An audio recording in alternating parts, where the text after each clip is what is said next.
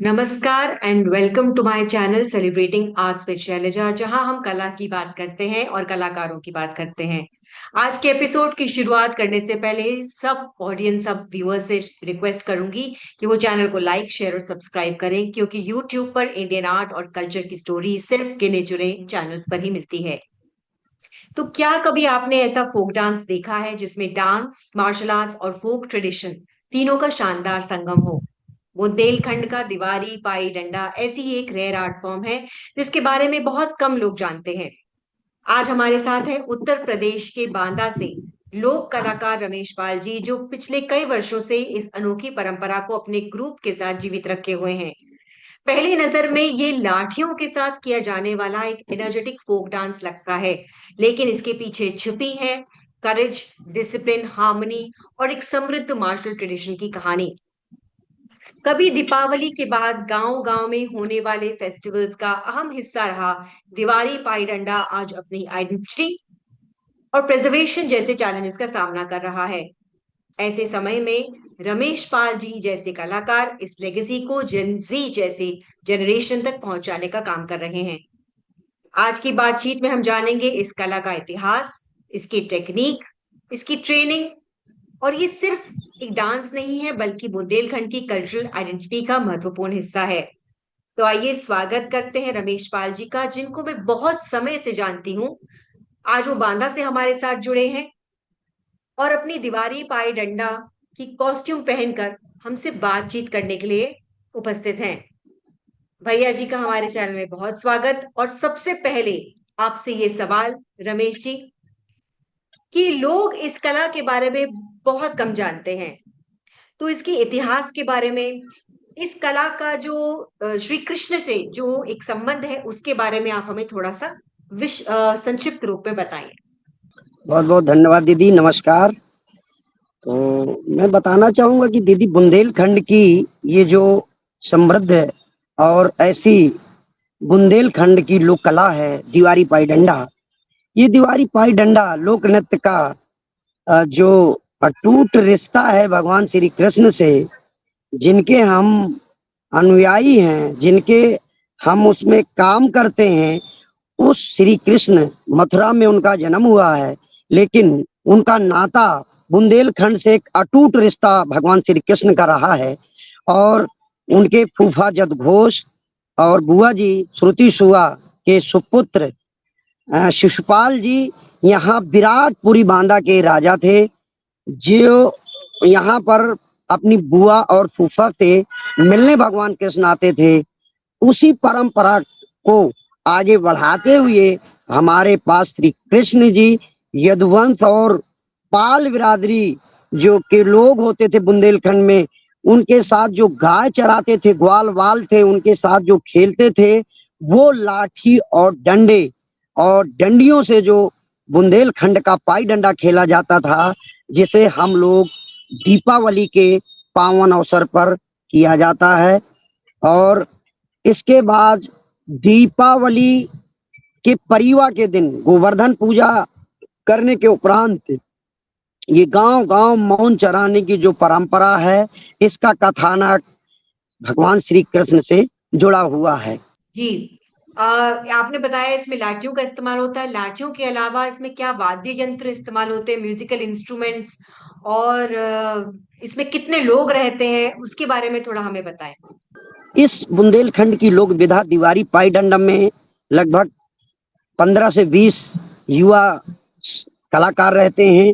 और इसमें एक बड़ी लाठी जो हम आपको दिखाना चाहते हैं, इस तरह की ये लाठी लेते हैं।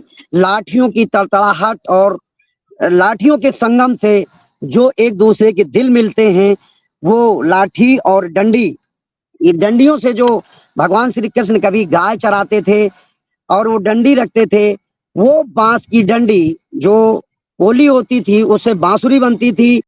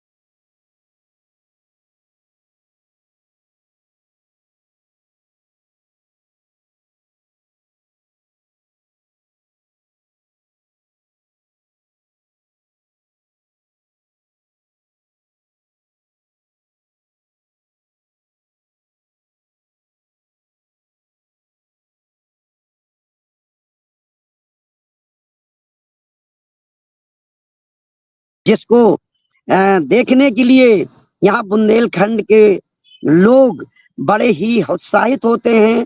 अगर माना जाए तो इसकी शुरुआत दीवारी पाई डंडा से होती है। किसी भी शुभ अवसर पर हो, किसी भी सांस्कृतिक कार्यक्रम में हो, तो जो जिस तरह से इस लोक विधा को लोग भले ही बाहर ना जानते हों, लेकिन बुंदेलखंड में एक ऐसा अनूठा दीवारी लोक नृत्य है कि इसकी शुरुआत सांस्कृतिक लोक विधा दीवारी से ही की जाती है। बहुत ही अद्भुत बातें आपने इसके बारे में बताई। तो जब ये आपके जो कलाकार हैं, आपके जो ग्रुप में हैं, जी, ये लोग क्या सब लोग क्या अपनी पुश्तैनी कलाकार हैं? जी, आप भी क्या एक पुश्तैनी कलाकार हैं? और जब ये परफॉर्मेंस नहीं कर रहे होते आपकी टीम के लोग, तो क्या वो किसानी करते हैं, क्या खेती-बाड़ी करते हैं, क्या काम करते हैं और उनकी एज ग्रुप क्या रहती है? जी। ये कलाकार लोग जिस तरह से हमारा हर्षोल्लास के साथ त्योहार और हमारे जो धार्मिक सांस्कृतिक कार्यक्रम बने हुए हैं, उन पर हम लोग समय समय पर अपनी बुंदेलखंड की दीवारी लोक नृत्य कला करते हैं। इसके बाद जब कोई कृषि करता है, कोई दूध बेचता है, कोई सब्जी का कार्य करता है, कोई पेपर बांटता है, कोई जो है मोटरसाइकिल बनाता है, तो इस तरीके से हम लोग ये हमारी जो लोक विधा बुंदेलखंड की ये एक धरोहर है। जी रमेश जी, ये जो कला है इसमें बहुत ही आपको स्पीड देखने को मिलती है, आपको एनर्जी देखने को मिलती है, पर इसके पीछे क्या कोई गहरा अर्थ है, मीनिंग है? इसमें क्या हम लोग करेज के बारे में, डिसिप्लिन के बारे में, स्पिरिचुअलिटी के बारे में इससे आज की जनरेशन कुछ सीख सकती है? इसमें कुछ ऐसा संदेश है? जी, इसमें एक बहुत अच्छा संदेश ये है दीदी कि लोगों को बुंदेलखंड की जो लोक विधा है, ये एक ऐसी विधा है कि ये परंपरागत है। इसको लोग अब जल्दी जो है जो हम लोग बच्चों को तैयार करते हैं, उन बच्चों को एक ग्रुप बना करके तैयार करते हैं। इसमें बच्चे बहुत कम आ रहे हैं क्योंकि ये पुराना है। जिस तरह से कहा जाए अब तो डांस और ये सब क्लासिकल वो चल रहा है, और हम लोगों का जो ये है ये एक पुराना है, बहुत पुराना है, आज नहीं युगों युगों का पुराना लोक नृत्य है, जिसमें परंपरागत लोग ही इसको कर रहे हैं। बाकी लोग इसको तिलांजलि देते हैं, लोग समझते हैं अरे ये अच्छा नहीं लगता, ये वेशभूषा ठीक नहीं लगती, और उनको परिश्रम कराते हैं। जब हम लोग जब सीखते थे, हमारे गुरु हमको सिखाते थे, तो हमको मारते भी बहुत थे, डांटते भी बहुत थे, प्यार भी हम्म। करते थे, लेकिन हमने कभी अपने गुरुओं का अपमान नहीं किया, उनसे कभी नाराज नहीं हुए। हमें मारा है, उन्होंने सिखाया है, आज उन्होंने हीरा बनाया है। हम उनको गुरु और माता पिता को आज भी मानते हैं, लेकिन आज की जनरेशन ना तो ये बहुत अच्छा पहन के डांस करना चाहती है, ना सीखना चाहती है, लेकिन फिर भी उसके बावजूद भी हम प्रयास करते हैं कि हमारी जो गांव की संस्कृति है ये नष्ट नहीं होनी चाहिए।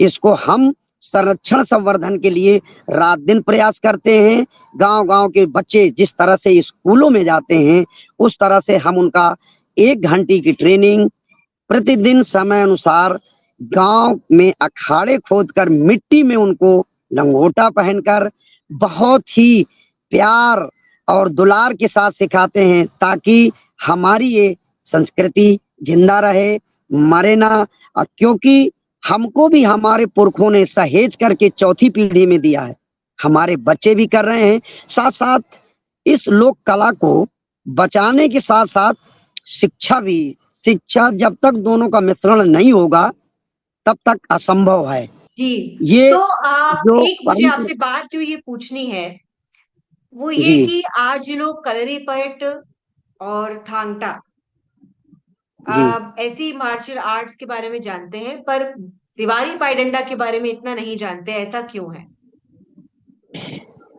चूंकि इसका कभी विकास ही नहीं हुआ, इसको कभी जो है ऐसा अवसर नहीं मिला, और मिला है तो उत्तर प्रदेश सरकार के माध्यम से हम लोगों को जो भी भारत में घूमने का अवसर मिला है, हम ये बिल्कुल दिल से कहेंगे कि नहीं, सरकारों का भरसक प्रयास है कि संस्कृति जिंदा रहे और लोग कलाकारों को समय समय पर कार्यक्रम देते हैं, हम लोग जाते हैं। लेकिन ये एक ऐसी है कि ये दो दिलों को जोड़ती है। लाठी चलाना एक ऐसी विधा है जो जब हम लोग लड़ाते हैं तो लगता है कि युद्ध हो रहा है, लेकिन युद्ध नहीं है। वो लाठियां एक दूसरे को दिलों को जोड़ती हैं। ऐसा हम लोग काम करते हैं। कभी कभी इस लाठियों से मैं बताना चाहूंगा कि हाथ पैर भी टूट जाते हैं, सर भी फूट जाता है, लेकिन फिर भी हम एक दूसरे पर कभी दोषारोपण नहीं करते हैं। ये भी नहीं कहते कि आपने जान के मारा, धोखे में होता है। मेरे दो जगह से पैर हाथ टूटा हुआ है खेलने में, लेकिन आज तक मैंने नहीं कहा और इस लोक विधा पर आज भी जिंदा किए हुए हैं। मेरे 3 जगह से हाथ टूटा हुआ है, पैर टूटा हुआ है। मुझे लोगों ने बहुत कहा कि आप ऐसा क्यों करते हैं। मैंने कहा भाई बिरले होता है, 100 में 1 लोगों के साथ धोखा होता है। लेकिन हमारी ऐसी संस्कृति पुरानी रही है, कई युगों युगों से चली आ रही है, तो इसको जिंदा रखना है। तो ऐसा नहीं है कि हमारे टूटे हैं तो दूसरे के टूट जाएंगे, ऐसा कहीं कुछ नहीं है। हम लोगों से गलती हुई, कुछ दूसरों से गलतियां हुई तो हो जाता है, लेकिन हम इस लोक विधा को बुंदेलखंड की जो ये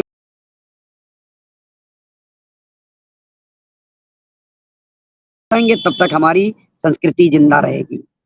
रमेश जी,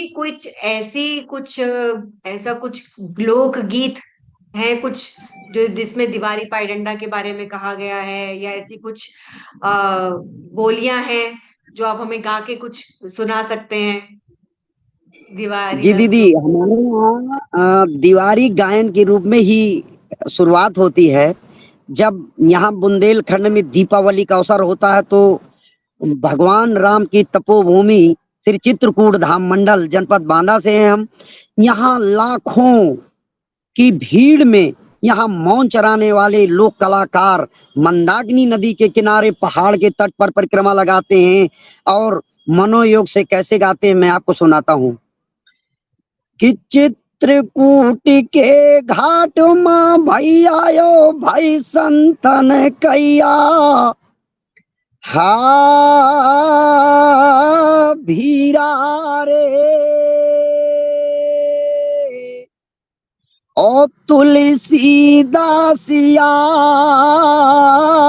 अरे चंदन घिसे सो तिलक देते रघुबीरा रे। तो ये दोहे के रूप में दीवारी गायन होता है और इस दीवारी गायन के साथ लोग नाचते हैं।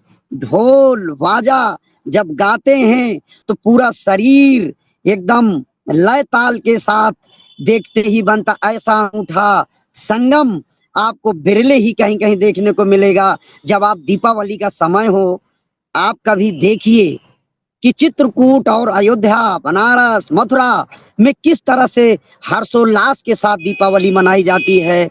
और उसी दिवाली को दीपावली और दीप पर्व, दीप उत्सव और इसी का अपभ्रंश होकर के दीवारी नृत्य पड़ा, जो आज हम इस दीवारी नृत्य को, अपनी संस्कृति को, अपनी गांव की परंपरा को जीवित किए हुए हैं। एक सवाल है जेंजी को लेकर, इसको संक्षिप्त में बताइएगा क्योंकि समय थोड़ा कम है।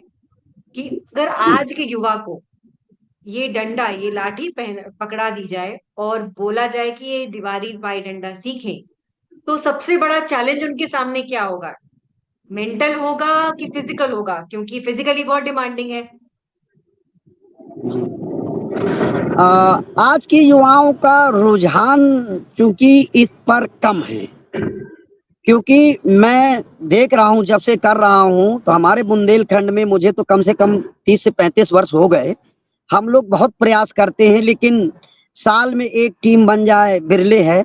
क्योंकि पता नहीं क्यों उनको ये पहनने से परहेज होता है या गायन से उनका रुझान नहीं है मेरे समझ से। इसीलिए हमारी जो संस्कृतियां हैं, हमारी जो कलाएं हैं, क्योंकि वो परंपरागत कुछ कुछ लोग हैं, जैसे घराने हैं।